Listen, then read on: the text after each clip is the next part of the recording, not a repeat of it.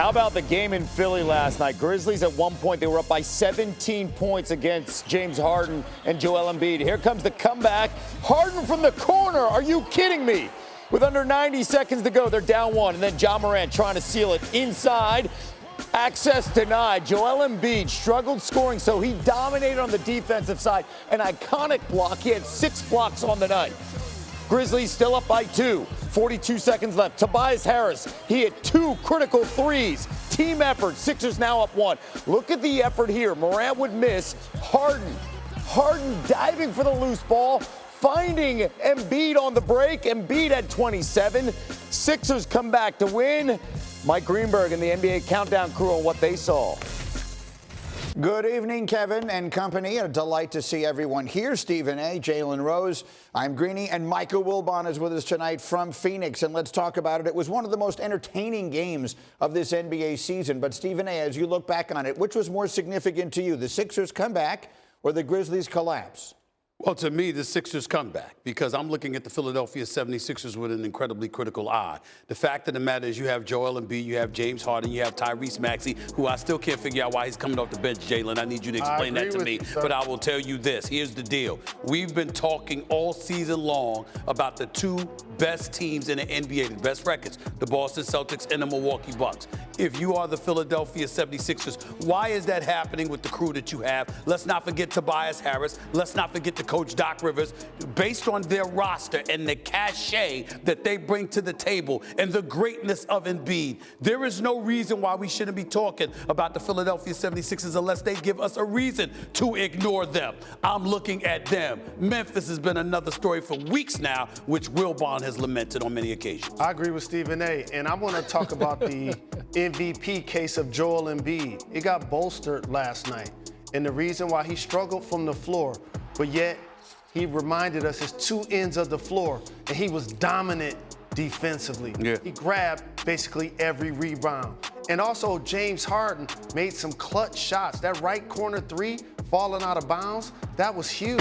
Tobias Harris also made one of those. You want to come out of All-Star break, like Stephen A. Smith said, understanding you have a legit chance to make it to the conference finals, like we have been talking about those 2 teams. Philly sent a message last night. Michael Embiid said he went Bill Russell on him last night on the defensive end. I'm not going that far, but Embiid was terrific on that end. And look, I voted for Embiid last year for MVP. And So one of us on the set, even though I'm sort of removed from the set at the moment, said Philly, Boston in the Eastern Conference Finals. Not Milwaukee, Boston, but Philly, Boston. There's no need to jump off that bandwagon right now. But let me just refer to something Stephen A. said, and he's so right. Stephen A. and I were probably talking about this on First Take yesterday, at least during the break. They are so unbelievably immature. And Jalen and Greeny and Stephen, I thought Memphis might have gotten past this point last year with the matchup against Golden State. You know, you watch a team get past you and win a championship. You have a little bit of your first heartbreak in the playoffs, which I find a necessary ingredient. And yet they seem more immature this year than they were last year. So I wanted to mention that about Memphis and say about Philly, hey, there's every reason, and Stephen A., it is good to bring Maxey off the bench.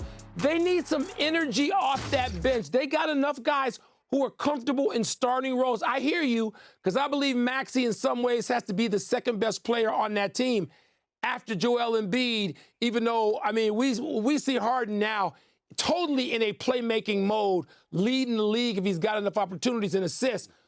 But I think I understand what Doc is doing with Maxey. I think it's working to perfection right now. Real quick, Stephen A., super fast. I can understand what he's doing. I don't have to like it. I'm looking at Tyrese Maxey and what he looked as a starter compared to how he looks off the bench. That's what I'm paying attention In particular, nights like last night, Stephen A., when they get off to a slow start. How about that? We will have the Celtics and Sixers for you tomorrow Rose-colored night glasses. on ABC. In the meantime, before we get to countdown here, there's one other huge story in the NBA. The Atlanta Hawks still do not have a head coach, but that may not be the case for much longer. Here is Woj with the very latest. Woj. Yeah, Greeny, the Hawks and Quinn Snyder are closing in on a deal that would make Snyder the Hawks' next head coach. And the plan would be for him to start this season. And I think part of the reason, not just to try to get a turnaround with a team that's 8th in the East, 1 game under 500. But to start building relationships with that team, get a sense of their personnel, what might fit long term for them, start putting in his culture, his program. But so much of that begins with Trae Young. And I think the key to this Hawks job is, I think, rebuilding Trae Young's value, rebuilding him as a leader on this team. And I think this is an organization that's going to have some significant decisions in the offseason about how they want to go forward with this group of players. And getting Quinn Snyder in, I think one of the league's renowned program builders, getting him in now, or certainly soon, would allow him to start down the road on what's going to be a really consequential Hawks offseason.